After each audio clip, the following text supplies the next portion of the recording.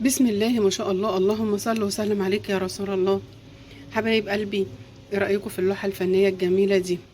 عظمة على عظمة. ايه رأيكم في الحلاوة والجمال ده؟ ايه رأيكم؟ ما يلا بينا. طب هنخش على مطبخ عبير وماما على اليوتيوب، ومطبخ عبير وماما على الفيس وعلى التيك توك، ونشوف الجمال والحلاوة ده عملناه ازاي، وده ايه ده بالظبط اللي احنا عملناه. يلا بينا يلا بينا. مساء الخير عليكم حبايبي، ومساء الهنا ومساء السعادة والسكر الزيادة. تعالوا شوفوا هنعمل ايه النهاردة. احنا معانا بطيخة حلوة، هنقطعها كده.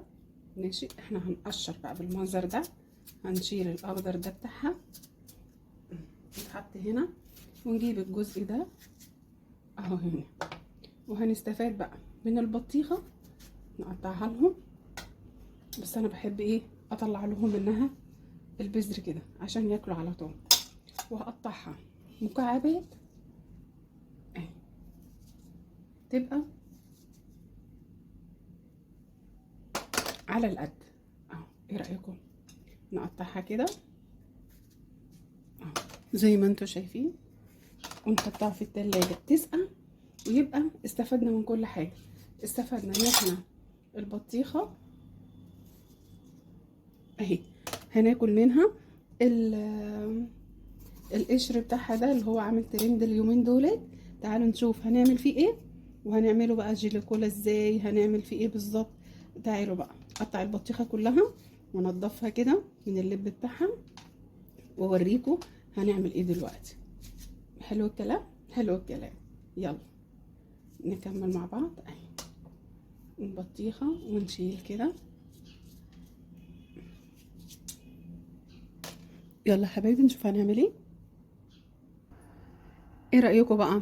تعالوا نشوف. بصوا بقى البطيخ وجماله. ثواني بقى هجيب لكم شوكة. بصوا بصوا بقى هنا اللي هيعوز ياكل. بصوا اهي متشال منها البذر ومتشال كل حاجة، وادي العلبة اهي تتغطى وتتحط في قلب التلاجة وما تكرفش اي شيء. وهنا اهو قشر البطيخ ادي نضفناه وقطعناه. وتعالوا نشوف هنعمل ايه. ماشي، تعالوا نشوف الحلاوة والجمال، وتعالوا نشوف هنعمل ايه بقى في القشر ده. يلا بينا. بصوا بقى يا حبايب قلبي، جبنا حله، الميه بتغلي هنا اهو. ماشي، ورحنا جايبين ادي غسلناه كويس اهو قشر البطيخ اللي احنا قطعناه زي ما انتوا شايفين اهو.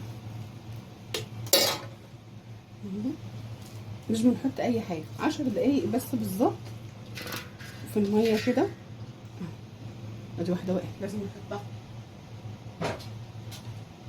هنسيبه 10 دقايق في الميه بالظبط ياخد غلوه، وهنطلعه وهوريه لكم.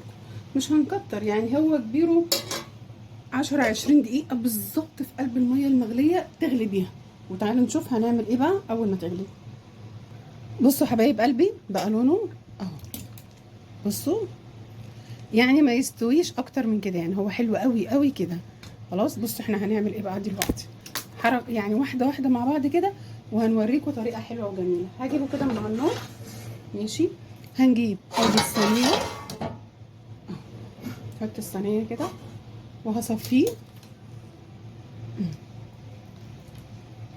احنا هناخد بس عشان هنعمله بقى ازاي وهو سخن، كله سخن كده مع بعض. احنا هناخد كده مع بعض كده. هنعمل ايه واحدة واحدة. صفي كله. بصوا حبايب قلبي احنا كده خلاص حطيناه برضو على النار تاني. بصوا شايفين هنا حطيت عليه ادي كوباية من السكر. يعني انا مش هكتر السكر فيه قوي، ادي كوباية من السكر يعني، ولا يبقى مسكر قوي، يبقى معقول كده. ماشي، هدوقه ولو احتجت ان هو احط له سكر تاني هحط له. خلاص ندوق كده واحده، ممكن نص كوبايه سكر تاني. بصوا هي بتنزل ميه، هنحط عليها كوبايه ميه تاني مع سكر بالكوبايه هنا اهو معايا. حطيت كوبايه الا ربع، دول على الكميه دي، يبقى كده نخليها كوبايتين سكر. ماشي، يبقى حطينا كده القشر سلقناه، ما سلقناهوش قوي، بالظبط 10 دقايق او 15 دقيقه على النار. خلاص. وبعد كده هنطلعه ونحطه في قلب صينيه او في قلب حله، في قلب اللي انتوا عايزينه اهو بالمنظر ده كده. وهاخد من الميه اللي احنا سلقنا فيها كوبايه اهي تاني مطرح السكر بس. هي نزلت ميتها واحنا في نفس الوقت حطينا بتاع كوبايه ميه تاني، لان احنا ما صفناهوش قوي اهو. نحطه بقى كده على النار ونحط نقطه فانيليا صغيره اهي. شويه الفانيليا الصغيرين دول بيدوا طعم كده ونكهه حلوه قوي، بتبقى حاجه جميله والاطفال بيحبوها وكل حاجه بتبقى حلوه. تشرب بقى ميتها، تنينا كده مولعين عليها لحد ما تشرب ميتها، واوريكم بقى ايه واحده واحده هنعمل ايه تاني.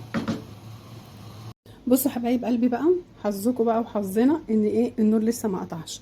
حطيت هنا 3 الوان، ده معايا الاصفر، هنحط هنا كده نقطه صفرا هنا كده، وهنحط نقطه حمراء ونقطه خضراء ماشي، علشان خاطر ايه بسرعه بسرعه قبل ما النور يقطع. اهو ده الاخضر ماشي، وهنا كنت احط الاخضر في الطبق التاني. خلاص. الصينيه دي جبنا فيها الكيس بتاع التلاجة، فتحناه وحطيناه فيه ماشي. تعالوا بقى ايه نشوف نقلب كده. ده الاصفر اهو، بصوا ده اللون الاصفر ماشي. هنا الاخضر، انا بوريكم بس ايه المنظر والالوان، الوان صحيه يا جماعه اهي. ده الاخضر كده ماشي. وهنرصه برضو، انا خايفه انا بتكلم بسرعه، هنرص هنا كده علشان خاطر، ونسيبه بقى لحد بكره الصبح لحد ما يبرد وينشف بقى براحته. ما نحطوش في تلاجة ولا حاجه، احنا حاطينه في المطبخ اهوت على درجه الحراره بتاعه المطبخ، ما نحطوش في اي حاجه دلوقتي. وعايزين طبعا نحفظه في التلاجة، بعد ما ينشف نحطه في قلب علبه فيها كيس ونحطه على رف التلاجة. بصوا ادي الاحمر وادي الاصفر وادي الاخضر، نرصهم هنا واوريهم لكم. حبايب قلبي حسدنا نفسينا، النور قطع، بس بجد الطعم روعه، حلو قوي قوي قوي. بصوا الالوان وبصوا جمالها، بصوا حلوه ازاي. دي هتتحط بقى تتساب من هنا لحد بكره الصبح كده ان شاء الله، او بالليل حسب ما هتكون تنشف واوريها لكم. بس بجد بصوا الجمال، طعمها حلو قوي قوي قوي قوي، وطعمه جميل جدا. بشكر اللي هو فكر في الاختراع الجميل، اي واحده من الشيفات الجميله اللي فكرت في الاختراع ده، بجد متشكره قوي ليكي، حاجه حلوه وطعمها جميل. ونسيت بس اقول لكم يا جماعه، وهي بتتعمل تحطوا عليها نص ليمونه، بتبقى ماده حافظه. ما عندكيش ليمون، ملح ليمون، بتدي برضو طعم حلو وبتحافظ عليها. خلاص تنشف بقى اوريها لكم، خليكم معايا حبايب قلبي. ايه رايكم بقى؟ بصوا بعد ما نشف، بصوا الجمال، بصوا الحلاوه، بصوا الالوان، وبقى طعمه بصوا حلو قوي قوي قوي. ده من قشر البطيخ، عملنا حاجه حلوه للاطفال. ده اللي هو بيشتروه من بره، الجليكولا والحاجات دي. ايه رايكم؟ بصوا بقى احنا عملت كده من قشر البطيخ الحاجات الحلوه دي. يا رب بقى يعجبكم الوصفه بتاعتي، وتكون وصفه حلوه وجميله وتكون سهله. تحياتي، مطبخ عبير وماما على اليوتيوب، مطبخ عبير وماما على الفيس وعلى التيك توك. نشوفكم في الهنا وفي السعاده، ونشوفكم في كل جديد مع احلى الوصفات. مطبخ عبير وماما، من قشر البطيخ عملنا حاجه حلوه وجميله. يلا نشوف ونخش ونعرف احنا عملنا ايه. السلام عليكم ورحمه الله وبركاته.